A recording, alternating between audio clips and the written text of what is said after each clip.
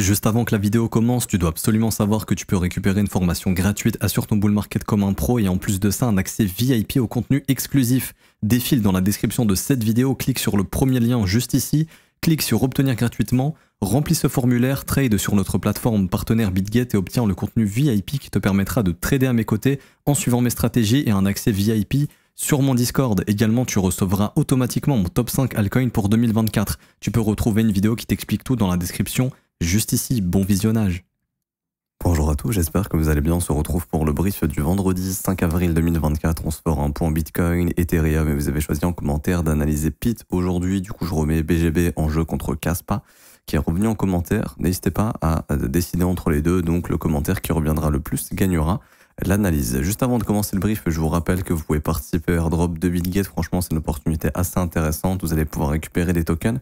Ce qu'il vous suffit de faire, c'est d'aller en commentaire épinglé, de cliquer sur ce lien Airdrop gagne du BWB, le nouveau token de BitGet, en utilisant leur nouveau wallet Web3. Vous cliquez sur ce lien, vous téléchargez le wallet et vous faites quelques swaps et en fait, ça vous permettra de participer au Airdrop. Évitez le réseau Ethereum car il est assez surchargé. J'ai vu vos commentaires qui disaient qu'il y avait des frais importants. Oui, si vous utilisez les réseaux Ethereum, c'est vrai que c'est assez surchargé. Il y a des réseaux qui sont beaucoup moins surchargés comme le réseau de BNB ou de Polygon qui ont des frais qui sont très très minimes. Ça vous permettra de faire des swaps avec des frais minimes et du coup de pouvoir gagner des points pour participer au airdrop. Et en fait, vous gagnerez des tokens BWB quand ça sortira. Automatiquement, le BWB pourra se trader et du coup, probablement prendra de la valeur à long terme puisqu'il suivra le BGB qui est en train de prendre de la valeur et tout naturellement, ça vous fera en fait de l'argent gratuit un petit peu comme tous les airdrops qu'on a eu depuis le début de l'année 2024 où il y en a qui ont pu récupérer des sommes assez intéressantes. C'est pour ça que je vous en parle. Je trouve que le risque et récompense est assez intéressant, faire quelques swaps et payer quelques frais pour gagner un token qui pourrait prendre de la valeur, ça peut être plutôt sympa. Donc voilà, le lien est en commentaire épinglé si ça vous intéresse d'avoir des tokens gratuitement. Alors du coup, le Bitcoin qui a bien rebondi hier, vous vous rappelez, on avait vu ici le niveau qui était la chasse au stop du dernier creux intermédiaire, il fallait absolument réagir ici. On a bien réagi, petite mèche qui est venue chasser tous les stops et ensuite on a réussi à casser l'imbalance baissière, imbalance haussière, donc un mouvement assez fort et bam, on a été chasser les stops au-dessus des 67 000. Ici, 300 $, on parlait de cette zone dans laquelle il y avait beaucoup de stops. Alors, maintenant, c'est encourageant ce qu'a fait le Bitcoin ici. Maintenant, Ethereum reste super faible, les alts restent super faibles, c'est un peu bizarre, c'est un environnement qui est vraiment bizarre pour être honnête. C'est vrai que c'est un peu bizarre comme environnement. Généralement, quand Bitcoin est fort, les altcoins peuvent être fortes, mais là, elles sont très très faibles. En moindre dip, les altcoins retracent tout ce qu'elles ont gagné. Donc, c'est un environnement qui est plutôt faible. Maintenant, au niveau du sentiment sur le Bitcoin, il y a eu beaucoup de doutes hier dans le sens où il y avait des premiums ici qui étaient négatifs. Donc, les gens ne croyaient pas trop à cette montée, ce qui a déclenché un bon squeeze ici. Et là, on voit que sur le moindre dip, les open interest s'effondrent immédiatement. Donc, les gens ont peur et ferment vite leur position. Donc là, les gens ont vraiment peur sur le marché. Ce qui m'invite à penser que le BTC pourrait potentiellement aller chercher les 72 000 $, la grosse zone de stop qu'on a ici. On a tous les sommets qui sont intacts et on a tous les plus hauts daily et les plus hauts weekly, voire même potentiellement faire un nouvel ATH. Mais il va falloir respecter certaines conditions. Alors, vu que hier, on a eu ici la formation de ce W bottom, qui est une structure bullish, c'est-à-dire que ça, c'est une structure de bottom. Techniquement, le Bitcoin a réussi à poser un bottom juste ici. D'ailleurs, je reviens sur la trendline, on m'a posé une question qui est assez intéressante sur pourquoi je traçais ma trendline de cette manière, ici, et pas de cette manière. Donc, cette trendline, ici, la deuxième est totalement valide, je vais la mettre en orange, elle est totalement valide. Pourquoi je ne la trace pas de cette manière? Car j'estime tout simplement, déjà d'une part qu'on a eu un point de contact ici, un deuxième, un troisième et un quatrième, donc j'estime que celle-ci est plus fiable. Mais il est vrai que d'un point de vue scolaire, on va dire que celle-ci est plus correcte, la orange, ok. Mais bon, là je vois clairement que c'est la blanche qui réagit. Mais surtout, car en fait, tout simplement, si je la trace de cette manière, pour moi, elle ne me donne pas trop d'indications parce que, pour moi, si on vient ici, il y a très très peu de probabilité que le marché fasse ça. Pour moi, si on vient là, on est tellement proche de ces zones de stop hyper forte qu'il y a une grande chance que ça cède en fait. Et du coup, je préfère avoir le signal bien avant. C'est-à-dire, pour moi, là, si Bitcoin retourne sous son lot des 64 500, bien sûr, il cassera cette trendline ici, mais il me donnera l'information qu'il est très très très probable qu'on aille récupérer tous les stops derrière, tout simplement. Donc, Alors que cette trendline ici va me donner l'information beaucoup plus tard. Parce que là, on sera déjà trop proche des lots et il y aura beaucoup plus de probabilité d'y aller, tout simplement.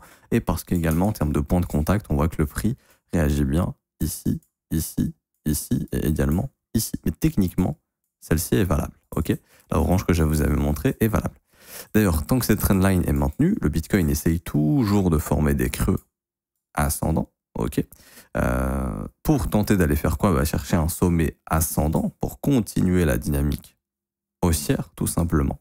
En revanche, si on n'y arrive pas, si on casse le creux des 64 400, à ce moment-là, pour moi, on confirmera que ce marché veut aller récupérer les stops sous les 59 000 et qu'on aura un mouvement correctif plus fort qui viendra combler ces imbalances qu'on a laissés ici. Tout simplement, ça veut juste dire ça. Et du coup, je reviens ici en horaire ou même en H4. On va rester en horaire. Mais vous voyez également en H4, on a bel et bien le W bottom ici, qui est une structure de bottom. Ce qu'il faut absolument maintenir pour que Bitcoin aille chercher au moins les 72 000, voire un nouvel ATH pour y déclencher les stops qui sont en train de s'accumuler, les liquidations qui sont au-dessus.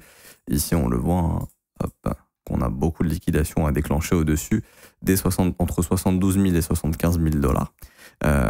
Il faut en fait absolument maintenir le breakout d'hier. C'est-à-dire que ici, quand on est venu prendre tous les sommets, on a formé le breakout du W. Faut surtout pas perdre l'imbalance du breakout ici, donc retourner sous 66 400 dollars. Si le prix retourne sous 66 400 dollars, il n'y a plus rien de bullish. Ça veut juste dire que on est venu récupérer les stops, on est venu travailler toute l'imbalance qu'on avait laissé traîner ici sur ce break baissier, et que le marché réintègre et qu'il est prêt à faire une nouvelle jambe baissière. Par exemple, ici, un mouvement de continuation AB égale CD de symétrie qui pourrait nous ramener du coup vers les 62 100 dollars et puis pourquoi pas plus bas. C'est pour ça qu'il faut surtout pas réintégrer le breakout qui a été fait hier, sinon pour moi ce serait clairement un signal de continuation baissier. Tant qu'on ne réintègre pas ce breakout, je vois clairement le Bitcoin pouvoir aller chercher les 72 000. Mais si on réintègre, il n'y a plus de Bitcoin 72 000. Et ça, ce serait même un setup de short ici, hein, pour aller récupérer plus bas avec une invalidation potentiellement au niveau de ce sommet ou au niveau du dernier plus haut. Et après, si on arrive à avoir un bon risk-reward, au moins 2 pour 1, ça pourrait le faire. Et je dirais même qu'on pourrait, on pourrait pousser sous ce lot sans problème, honnêtement. On pourrait pousser sous ce lot sans problème. Simplement. Ok.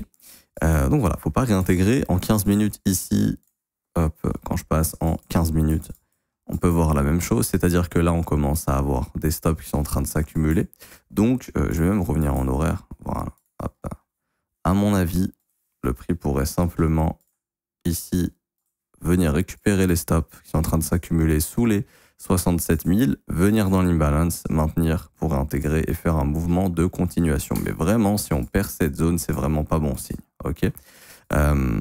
Mouvement un peu bizarre entre guillemets, ce mouvement haussier, dans le sens où hier on a une session US qui est dégueulasse, on a le marché américain qui s'est fait complètement défoncer et le Bitcoin n'a pas du tout réagi à ce mouvement baissier. Très généralement, le Bitcoin est assez corrélé, surtout sur des mouvements comme ça. Bon, on a eu une petite baisse, mais rien d'extraordinaire. Et non, même pas pendant la baisse, le Bitcoin est en train de pumper, si je dis pas de bêtises. Je vais essayer de comparer les deux. Hop. Ici, ouais, sur la baisse, on voit que le Bitcoin a fait un breakout haussier.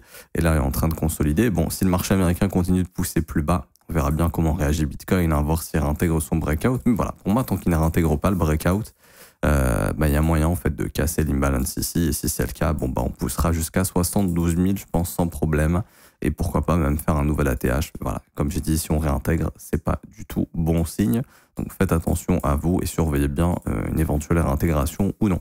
Et en H4, vous vous souvenez, on en parlait, hein, faut également essayer de réintégrer le range ici. Pour l'instant, c'est pas encore le cas, on essaye. Si on réintègre, voilà, il y aura tout ce qu'il faut pour aller péter les 72K ici et pourquoi pas faire un nouvel ATH. Maintenant, vu la faiblesse du marché des alts, j'ai l'impression qu'on est dans une phase de distribution sur BTC. C'est-à-dire que si on fait un nouvel ATH, ce sera pas le moment d'acheter ici. Hein. Comment dirais-je, l'ATH sera probablement un moyen pour de gros poissons d'exit des positions parce que là, il y aura beaucoup de stops et de liquidations qui vont se déclencher. Et vu la faiblesse du prix, pour moi, tant qu'on ne reprend pas un momentum qui est fort, j'ai l'impression qu'on est en train de faire un graphique comme ça, comme je vous ai expliqué, pour ensuite aller déclencher tous les stops sous ces niveaux et la faiblesse des altcoins me met la puce à l'oreille sur ce scénario. Hein. Soit on rejette ici, on réintègre, on y va, soit on chasse les sommets, mais ensuite il y aura très probablement quand même un nettoyage des 59 000, tout simplement, très probablement. Donc voilà, faut pas rester dans des positions à leverage sur les altcoins, premièrement, et deuxièmement, bien gérer son risque sur l'ensemble du marché pour éviter de se faire surprendre. ETH, USDT, hop, ici. Donc ETH a rebondi, mais très faiblement. Donc on avait vu la zone intéressante, 3250, enfin sous les 3250, un rebond, mais sans plus. Et en fait, ETH, lui, a fait la pattern parfaite pour faire une continuation baissière, malheureusement. C'est-à-dire qu'on est juste venu chasser les stops, ici, les plus hauts daily. Bam, réjection baissière dans l'imbalance baissière ici, d'une bougie vectorielle. Je rappelle que c'est une zone très dangereuse ici pour faire la continuation baissière et ETH a été rejeté ici. Pour moi, c'est simple. Il faut absolument que ETH vienne regagner ici le sommet qui a été chassé puis réintégré. Tant qu'on ne regagne pas cette zone, je dirais les 3400 $, ETH a vraiment des probabilités de faire une continuation baissière. Il faut faire attention à ça. Est-ce qu'on est revenu chasser les stops ici? Je vais regarder. J'ai l'impression que oui. Je crois pas. 3252,59, 3252,59. Non, on a créé un creux égal au premier. Ok. Mais en tout cas, cette réaction, c'est pas top. Après, ça dépendra beaucoup du Bitcoin. Si Bitcoin pousse sur un ATH, je pense que Ethereum pourra pas forcément pousser sur un ATH lui aussi dans un premier temps, mais au moins revenir bouffer ce sommet ici d'hier, des 3444. Mais l'objectif, ce serait clairement, et là, pour moi, ça saute aux yeux, hop, ce serait de venir récupérer cette grosse zone de stop ici qu'on est en train de laisser au-dessus des 3680 $. À voir si on peut former un bottom ici. Mais honnêtement, ETH est plus faible que Bitcoin. C'est un peu plus compliqué pour lui. Et je déteste en fait l'action de prix qui a été faite ici. Honnêtement, c'est pas du tout bullish tant que c'est pas regagné. Le fait d'être venu juste récupérer les stops, de réintégrer immédiatement, c'est vraiment pas bull ici. Donc attention. Et en fait, ETH, il est en train, pour moi, ETH, il est en train de nous donner l'information que Bitcoin a peut-être plus de probabilité de réintégrer. Peut-être, ok. Ça, c'est ce que me dit ETH parce qu'il est beaucoup plus faible. Après, c'est Bitcoin qui domine un petit peu le marché, c'est pas ETH. C'est vrai que d'un point de vue sentiment, il y a eu beaucoup de doutes hier. J'ai l'impression que les gens s'attendent pas trop à ce que le Bitcoin monte. Donc, il y a beaucoup d'informations contradictoires. Ici, un ETH qui est faible. Après, je ne sais pas ETH en termes de sentiment, où est-ce qu'il en est, lui. Il n'y a pas eu de premium négatif, donc c'est ce qui pourrait expliquer justement que Bitcoin, il y a eu beaucoup de gens qui ont shorté sur les dérivés hier, qu'on les a éclatés, et que ETH, on n'a pas forcément tant que ça. Du coup, ETH a eu plus de mal. Donc ouais, franchement, c'est très compliqué actuellement. Cette lecture du prix, elle est un peu dégueulasse, on va pas se mentir. Voilà, quoi qu'il en soit, surveillez bien. ETH doit regagner le sommet d'hier qui a été réintégré. Si c'est le cas, c'est plutôt bullish. Si tant que c'est pas le cas, ETH peut pousser au sud. Après, bien sûr, ça dépendra beaucoup de Bitcoin. Et on a ETH BTC qui est super faible. Donc ETH, je le mets entre parenthèses, honnêtement, pour l'instant, parce que pour moi, c'est Bitcoin le plus important. Et ETH suit les mouvements du Bitcoin actuellement. Mais on a un ETH BTC qui continue de pousser plus bas et qui, pour l'instant, n'arrive pas à former encore un bottom. Et petit à petit, on est en train de perdre le support ici des 0,05. C'est pas très, très positif. Faudra voir comment on va réagir sous le low. Je pense qu'on va y aller maintenant. Sous le creux ici, sous le plus bas de 2024, ici l'ouverture, le plus bas de 2024, pardon, je vais y arriver, qui a été fait le 9 janvier. Il faudra voir comment on arrive à réagir sous ce creux ici. Si on réagit bien, pourquoi pas enfin avoir un bottom. Mais si on réagit pas du tout, franchement, c'est pas positif du tout ici sur ETH. BTC, donc on a un ETH qui est beaucoup plus faible que Bitcoin et des altcoins aussi qui sont plus faibles. Si je vous mets ici les altcoins face au Bitcoin, on voit que c'est en train de se faire un petit peu défoncer aussi, ou on est en train de trouver potentiellement un top des alts face au Bitcoin. Donc les altcoins commencent à faiblir face au BTC. C'est pas très très positif non plus. Et pour finir, CAS. Alors, PIT. Alors PIT, Oracle, nouveau concurrent de Link, etc. Moi, ce que je regarde directement, c'est la tokenomics, ok, c'est-à-dire au niveau de l'inflation, est-ce qu'on a beaucoup d'inflation à venir, etc. Est-ce que c'est une tokenomics qui est mauvaise? Est-ce que c'est un projet qui peut réussir sur le long terme? Si seulement ça peut fonctionner. fais refresh parce qu'il est en train de bugger. Normalement, on est censé me le trouver direct. Je comprends pas ici qu'il le trouve pas. Ok, bon, lui, il n'y arrive pas. On va switcher sur un autre site. Ouais, sur Token Lock. Hop. Normalement, je suis censé avoir la tokenomics. Ah. Je suis pas connecté. Hop. Connecter ce compte Google ici. Hop. Alors. Sur Pit, il y a des unlocks en fait tous les mois, j'ai l'impression. Mais 21, 20, ah non. Tous les ans, ok. Tous les ans, il y a des gros unlocks. Donc là, en fait, on a un gros unlock bientôt en mai. Donc le marché doit s'y préparer parce que ça va être beaucoup d'inflation. Il y a beaucoup de tokens qui vont arriver d'un coup. Et vu que le marché est en train de faiblir un petit peu, quand je parle pas de Pit, je parle du marché en général, les investisseurs doivent prendre leurs bénéfices parce qu'on a un gros unlock qui arrive du coup le 21 mai. Donc il faudra faire attention, mais le 21 mai, on a un gros unlock de tokens. Donc tous les investisseurs qui ont investi en pre-sale, en sale, en seed, etc. vont pouvoir récupérer leurs tokens tout simplement. Et eux, ils n'auront aucune envie, c'est de dump, parce que très très probablement qu'ils ont investi à des prix beaucoup plus intéressants. Maintenant, la dynamique du prix ici est clairement en train de changer. On avait une dynamique haussière, on est en train de switcher dans une dynamique baissière. Donc ça sent le retracement, ok. Je vois une zone de stop vraiment très très évidente ici, que le marché va venir déclencher bientôt, je pense, sous les 77 centimes. Et je pense qu'on va y venir et qu'on viendra dans la zone des 70 à 73 centimes. Donc là, ça pourrait chuter au cours des prochains jours d'environ 13-15%. Très probablement. Il y a de grandes chances qu'on nettoie cette zone. Ce qui serait positif, en fait, c'est de dévier ce support ici pour le réintégrer. Si on fait ça, là, on pourrait, pourquoi pas, envisager de faire de la continuation haussière. En revanche, si on dévie le support, qu'on ne le réintègre pas, qu'on le pull back, bon, on pourra retracer plus. Et à ce moment-là, vous devez vous concentrer sur les zones de rechargement ici, entre 67 centimes et ici 53 centimes. Moi, je fonctionne de cette manière, c'est-à-dire que généralement, quand j'ai des imbalances qui cèdent, je vais regarder où sont les prochaines imbalances et si elles couvrent des zones de stop, c'est le cas. Et du coup, je pourrais m'attendre à ce que si jamais le prix n'arrive pas à tenir cette zone des 70 centimes, il y aura de grandes chances d'aller chercher la zone des 63 centimes dans la zone de rechargement. Et là, on commencera à arriver sur des zones assez intéressantes, tout simplement pour pouvoir recharger sur Pit. Maintenant, ce qu'il faut regarder, c'est la capitalisation. Est-ce que c'est une capitalisation que vous estimez abusée ou pas? Là, je vois qu'on a un market cap de 1 milliard 200 millions avec une FDV de 8 milliards 300 millions. Bon, la FDV, elle est assez importante, mais encore une fois, l'inflation va se faire sur plusieurs années. Parce que après mai 2024, on sera tranquille jusque mai 2025.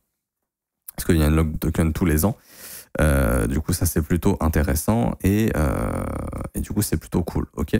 C'est-à-dire qu'après le unlock de mai, le marché va le digérer, en fait.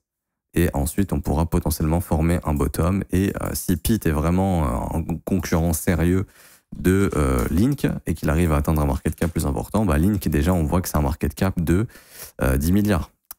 Pit, il est entre 1 et 2 milliards. Donc déjà, on pourrait se dire que voilà, si c'est un concurrent sérieux, qu'il arrive déjà à atteindre environ 50% de la capitalisation du Link, on pourrait s'attendre à ce que Pit, tout simplement, puisse au moins valoir 5-6 milliards. Donc ça pourrait lui permettre encore de prendre en valeur.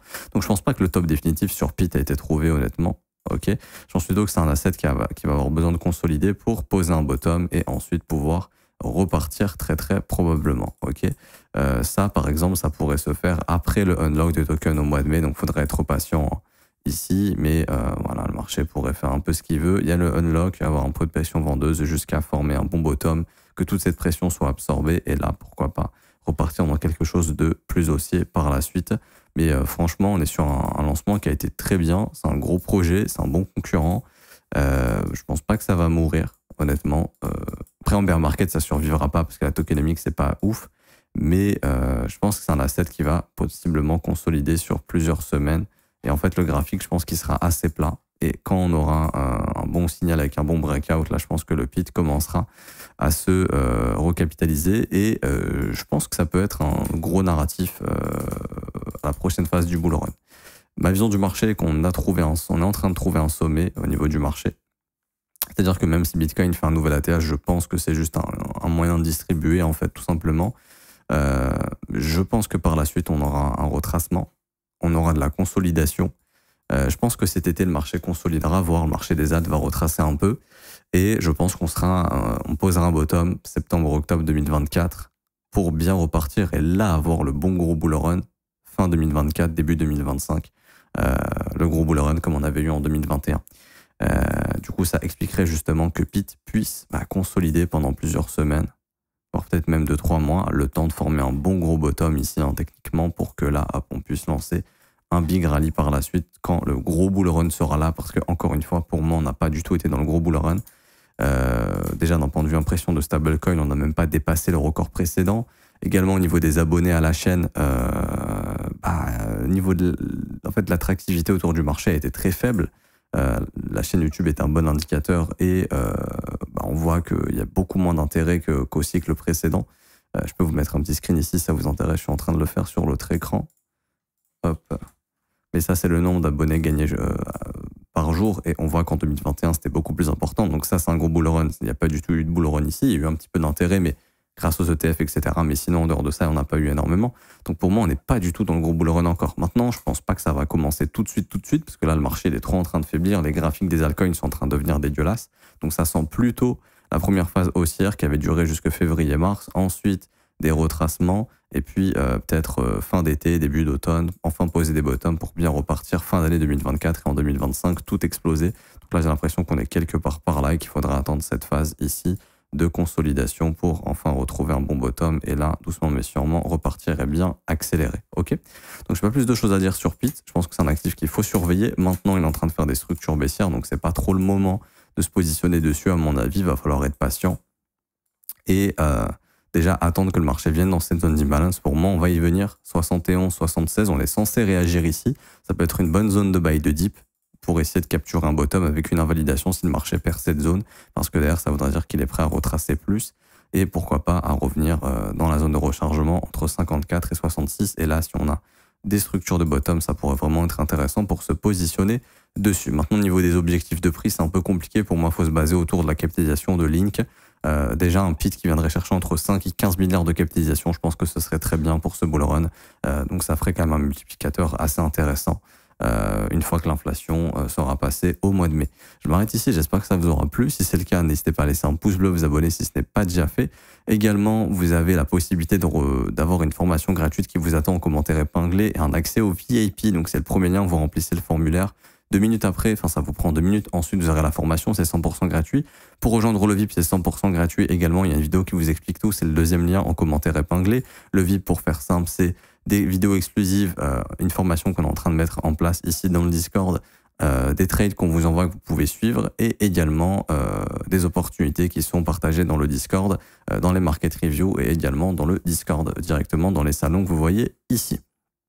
Pour ceux qui veulent rejoindre l'école, cette fois-ci, par contre, c'est un abonnement qui est payant. Ok, ça commence à partir de 49 € par mois. C'est sans engagement, il faut annuler le renouvellement quand vous le souhaitez. Vous avez les offres 3, 6 et 12 mois qui ont des réductions. L'école, pour faire simple, c'est un suivi quotidien sur les marchés en votre compagnie, en direct, mais aussi disponible en rediffusion. On analyse les marchés ensemble, on voit des opportunités ensemble, on regarde des crypto-monnaies qui peuvent être intéressantes. Je réponds à vos questions, je vous aide dans votre trading. Et également, vous avez de la formation de 19 h qui vous est offerte. Vous apprenez tout sur l'analyse technique, l'order flow, l'analyse fondamentale, la psychologie des marchés, comment créer votre propre plan et développer votre profil de trader. On apprend tout ça dans la formation. Vous avez le lien en commentaire épinglé pour rejoindre l'école. C'est le 4e lien, école.letronfzco.com. N'hésitez pas, vous êtes les bienvenus. Je m'arrête ici. On se retrouve soit lundi, soit ce week-end pour une nouvelle vidéo. J'ai pas encore d'idée de vidéo pour ce week-end, donc peut-être qu'il n'y en aura pas. Je vais y réfléchir juste après. Donc soit à demain, samedi, ou à lundi. Bon week-end à tous. Ciao, ciao.